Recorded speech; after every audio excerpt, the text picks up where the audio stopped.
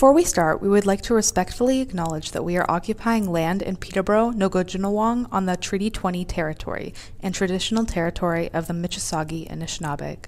This land is associated with the Williams Treaty. We offer our gratitude to the First Nations for their care for and teachings about our earth and our relations. May we honor those teachings. Hi everyone, this is your Champlain College ambassadors, Chloe and Chloe, and you are listening to Chamily Drama, broadcasting through the facilities of CFFF Trent Radio at 92.7 FM in Peterborough, Nogojinawong, Canada. Hi everyone, welcome to Chamily Drama Season 5, Episode 3. Today we're going to be talking about clubs and groups on campus, but to start, we have a few announcements to go over. First, it's the time of year you guys have all been waiting for. It's time to earn your stripes. You would have received an email on Tuesday, November 1st, to nominate yourself to earn your Champlain scarf. You just fill out the survey in that email and explain how you think you earned your stripes. Just a side note, everyone has earned their stripes. Just talk about any Champlain events you have attended, any orientation week events, or even just listening to this radio show. Those are all perfectly good ways you have earned your stripes. The ceremony for scarving will be held on November 8th, next Tuesday at 2 p.m. in the Great Hall. So if you can't attend, because you have class or some other commitments, don't worry. You can still get a scarf by picking it up in the college office any other time aside from that. At the event, there's also going to be some speeches, some free food, maybe some cupcakes. So make sure you come. It's a great time and a really great experience. Yes. Also coming up next week is going to be Remembrance Day. It's going to be on November 11th, as it always is. You can get a poppy from the Starbucks on campus, as well as plenty other locations around Peterborough. There will also be a ceremony being held in the Great Hall at 10:45 on November 11th, and they're going to have laying of wreaths and acts of remembrance and some special veteran guests as well. And a final announcement, coming up next week is the International Education Week from November 14th to 18th. So keep an eye out for lots of fun events going on and learn how to internationalize your degree. One thing Champlain College office will be doing is we're going to be making the CLLC into a global learning space. So there will be lots of information in there about how you can get involved with internationally, learning about different international causes. As well, there's going to be a free lunch there on November 15th in the CLLC. And there's going to be lots of other events coming up, so make sure you check those out on our Instagram. As well, next week we're going to be talking about it in a lot more detail. So for this episode, we're going to be teaching you guys a little bit about the different clubs and groups that are on campus, as well as we're going to have an interview with Ryan Willis, who is the president of the Trent Sasquatch Society. Here at Trent, the TCSA supports over 75 student clubs and groups, which is actually quite a few considering how many students we actually have here at Trent. So they have some academic clubs such as BUGS, which is the Biology Undergraduate Society, Thugs, which is the Trent History Undergraduate Society, and SPLAT, the Students Pursuing Law at Trent. So we do have a lot of clubs that are affiliated with academic departments. So if you're looking for something that's a little bit more closely related to your degree, that's a great place to start. Yeah, there's basically a club for every academic department. Those are just some examples. So make sure to just do a little bit of research if you want to get involved academically. As well, there's lots of clubs for different special interests here at Trent. There's your average, movie clubs, reading clubs. But while looking through the different clubs here at Trent, we found quite a few different interesting ones that may not be present at every university. So as we talked about a few episodes ago, Trent has the Trent Apiary Club. So if you're interested in bees or honey and you want to get involved in some field work, definitely check them out. There's also the Trent Anime Society for anybody who is really interested in anime. There's also the Trent Cubing Club, which I found to be really interesting, and that's for anybody who's really interested in the art of Rubik's Cubing. We also have esports and gaming. An improv club who also put on some really great shows. So definitely keep an eye out and follow them on Instagram because they're really funny. And then so we also have a K-pop dance club. So if you want more than just your average dance, you want very special, because we do have normal dance clubs as well. But you could specialize in just K-pop dance if that's what you're interested in. There's also Magic the Gathering if you're interested in that sort of thing as well. We also have quite a few athletic clubs, basically for any sport you can think of. Baseball, the Trent Cricket Association, equestrian, even figure skating. So as you can see, Trent really covers any sort of interest that you have. Definitely, yeah. And if you're looking for a club that is more geared towards your community, you're looking for like-minded individuals to spend time with, we do have several religious and cultural and political clubs. Just to name a few, we have the Trent Pagan Groove, we have the Trent Jewish Alliance, we have the Islamic Relief at Trent, as well as OLA. We also have two political clubs on campus. We have the Trent University New Democrats, as well as the Trent Conservatives. So if you're looking to get politically involved, culturally involved, religiously involved, these are great places to start, and you can find all of their information on the TCSA's website as well. Also, again, these are just a few samples. They basically have clubs covering all different religious and cultural identities, so definitely check those out. And finally, if you go on the TCSA website and you find a club that you're interested in, or a culture that you're interested in isn't actually represented by a club here on Trent, you can start your own club. It's super easy. All you need is 5 executive members, so 5 friends with the same interest, and then 10 people to back up or endorse the club. They don't need to be members. They just need to say that, yeah, this would be a great idea. And then you just have to create a small budget and constitution, which is basically values that your club upholds and events that you'll have. There's samples of both of these on the TCSA website. And then you also just need 2 members to attend leadership training through the TCSA. And then you're all set. You have your own club. It could really just be you and 4 of your friends. And it's a great way to meet new people who have the same interests, or even something to go on your co-curricular record. So speaking of interesting clubs that maybe you don't see a lot of, they're not very popular at other schools, Trent also has a Sasquatch Society, and now we're going to have a little interview with them to see what they're all about and what they do, and we're going to have an interview with Ryan Willis, their president. Hi everyone. Once again, this is your Champlain College ambassadors, Chloe And Chloe. And you are listening to Chamily Drama, broadcasting through the facilities of CFFF Trent Radio at 92.7 FM in Peterborough, Nogojinawong, Canada. All right, so thank you, Ryan, for being here with us today. First, do you want to tell us a little bit about yourself? Yeah, for sure, and thanks for having me on, guys. So my name's Ryan, and I'm in Canadian Cultural Studies. I'm I don't know what really else you guys would want to know. I guess my college was Champlain, actually, so cool I'm coming on your show. But so I'm the president of the Trent Sasquatch Society, and we're a group that's dedicated to Sasquatch research in the academic setting. Cool. And why did you decide to join the Sasquatch Society, or found it, either?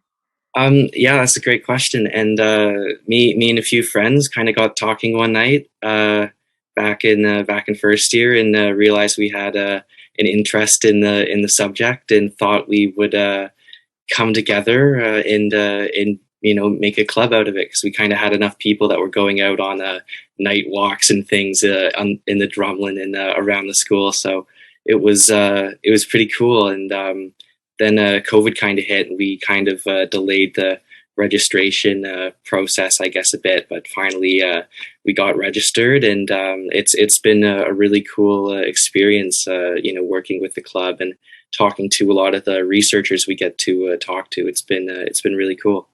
Yeah, that's really awesome. So can you just tell us a bit about the Sasquatch or Bigfoot? Is there more than one? Are there different types? Just, for anyone who has no idea. Yeah, absolutely. So here in North America, we have what's typically referred to as the Sasquatch or Bigfoot. There's other various names that you get down in Florida. You get the skunk ape. You get the wood ape in Texas, in that sort of area. And there's a lot of other names. There's indigenous names as well. So, but if you go to other parts of the world, Australia, you have the Yowie. In Russia, it's the Ural, and the Yeti. And I'm sure everyone's heard of the Yeti. But yeah, you get that in the Himalayas. But it's very interesting stuff because back when we founded the club, we kind of thought it was maybe more of a Himalayan and North American animal we were dealing with here. But if you talk to a lot of the researchers we're lucky enough to have out, you learn that these sightings come in from all over the world. I was even speaking with one researcher who said she had an encounter in England of all places, which I still have a crazy time wrapping my head around. But so it's a really neat. And there's just so many different names from all over the world. So yeah, I think populations would vary in different continents and things like that. But yes, you definitely have more than one Bigfoot, and there's a whole species of them out there. And of course, scientists aren't entirely sure what we're even dealing with here until we have one of these things, captured in a lab somewhere. Yeah, that's really cool. I like that you guys have a global perspective to it, and that you're not just considering Sasquatch that are here in North America or in Canada, and that it really goes all over the world. I think that's really interesting. Where is the best place to look for Bigfoot in Peterborough, would you say? That's a great question. And, one place we've actually been out to, but we picked that location because there's actually been some howls reported and some Bigfoot footprints reported. And I actually had a person later on tell me that they've had some encounters out there. It's the Cavan, I think it's called Cavan Swamp or something like that. It's like 10 minutes outside of Peterborough, actually. I was pretty surprised that there were, reports coming in from that area. But, there's lots of other places, within an hour or so of Peterborough where I've heard of, people saying they've seen one of these things. And, we do a lot to raise awareness in the media about the work we're doing so people know to contact us. And due to that, we get a wide variety of reports coming from all over Ontario. But Peterborough, there's lots of good spots, and who's to say there's ones we don't even know about yet that maybe someone hasn't seen one of these things at, but there could be a Sasquatch hanging out there right now. So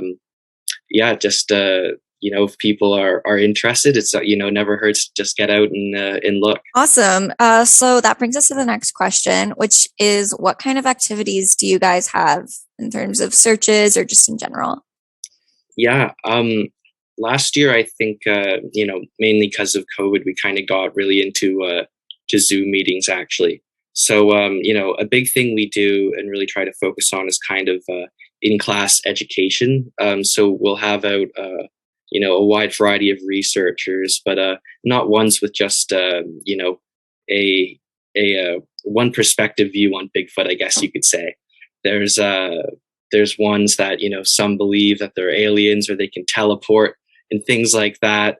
And they talk to them telepathically, and maybe that is what we're dealing with. We try to have a very open mind here at the club, and but we've also talked to other people. I don't know if you guys have ever seen the show Finding Bigfoot. We've had those guys out a few times, which was really cool. And we've had a number of doctors and professors come out and give talks, quite a few actually. So it's we have a wide variety of people that come and educate the students that way. But we do also try to get out in smaller groups of the club to go and do night investigations and things like that, which is always fun. So some of the executives have even gone to meet with witnesses and things like that.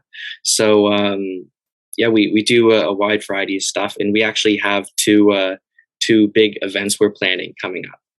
And we have a date set for one of them. We have in Wenjack Theatre, we're going to give kind of a presentation to try to bring the kind of the community of the Trent Sasquatch Society together.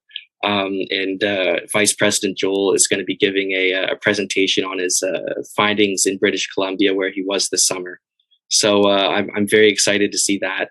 And yeah, I think it'll be a great time. And then another thing we're planning is a gathering of Sasquatch awareness downtown.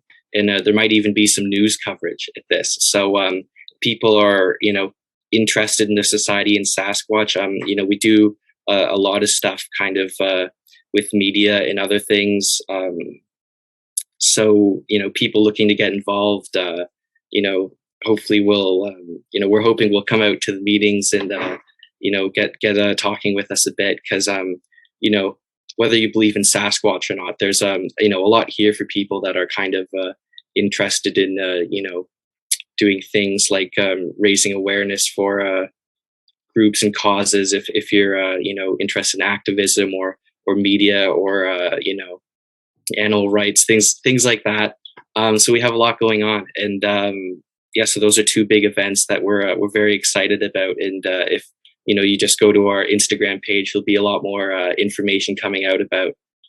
So we really hope, people at the university take an interest in that. And we hope to see everyone there. So keep an eye out for the information, everyone. Yeah, that's awesome. Those events sound really cool. So I'm definitely going to keep an eye out for them. I may be attending as well. Yes, I hope to see you guys there. Yeah. Yeah, definitely. And speaking of that, how can someone join the Sasquatch Society if they want to become involved? Yeah, it's super easy. You can either just email us or just go to our Instagram page and send us a message. Our head of social media is very, alert with that stuff, so he'll get the message. And I think we have a link tree thing on the Instagram too. The Instagram's the main thing, but even just to find it, even you can just go to the clubs and groups page at the the TCSA. Whatever you guys call it. But you can go there and find us and just send us a message with your Trent email and we can add you to the list. And it's super easy. Awesome. And I know you guys have a Discord too, right? Would that be a way to get involved? Yeah, absolutely. Yeah, we have a Discord and we try to keep things pretty active in there and have a nice sense of community to keep people aware of what's going on. So that's another great way to get involved and know what's happening with the society. Could you just tell us what your favorite Bigfoot fact is? Oh, that's a tough one. There's so many interesting things, whether it comes to kind of the people involved with research or just the animal itself. I mean, we had an interesting talk. I don't know if you guys are familiar with the work of Todd Standing, but he's a Canadian researcher who's a bit controversial in the Bigfoot world that we actually had a talk with, and he told us that he has DNA evidence that humans and Sasquatches have interbreeded 19 times. So that was something that kind of caught me off guard, and I think a lot of the students, but I thought was a very interesting fact that he put forward. And it was very nice of him to take the time to talk to us that time we had him out. But that was something I thought was rather interesting. Yeah, that's really cool. It sounds like you get to talk to a lot of really interesting people who have done so much research on this topic, and they have so much cool information to share about that. That's really awesome. And then the last question I have for you is, I heard a rumor that all the executive members of the Sasquatch Society are actually Bigfoot in a human suit. Any comments on that? I don't know if I can comment on that, but you guys might not be far off. I think you're onto us, but we are, to answer your question. Yes. All right, awesome. Thank you so much, Ryan, for talking with us. This has been great, and thank you for all of the information and knowledge that you've shared with us. Yeah, no, thanks so much, and I really hope everyone listening comes out to the events, because they're going to be pretty cool and a lot of fun for people. So I think everyone will have a really good time, and I hope to see a lot of people there. So but thanks for having me on, guys, and it was really cool talking with you guys. All right, so thank you so much to Ryan for all that amazing information. The Sasquatch Society is truly unique at Trent, and I think it is amazing that we have such a cool and interesting club. I know Chloe and I are really excited to attend some of your events, so thank you so much again for meeting with us. Now moving on, just a few reminders. Again, make sure you check your email to nominate yourself for Earn Your Stripes. And just a quick PSA, if you are an upper year student who has yet to receive your scarf or Earn Your Stripes, you can still apply. This is not just for first years, this is for any Champlain member who has not yet earned their stripes. Thank you for listening. This has been your Champlain College ambassadors, Chloe And Chloe. and you are listening to Chamily Drama, broadcasting through the facilities of CFFF Trent Radio at 92.7 FM in Peterborough, Nogojinawong, Canada.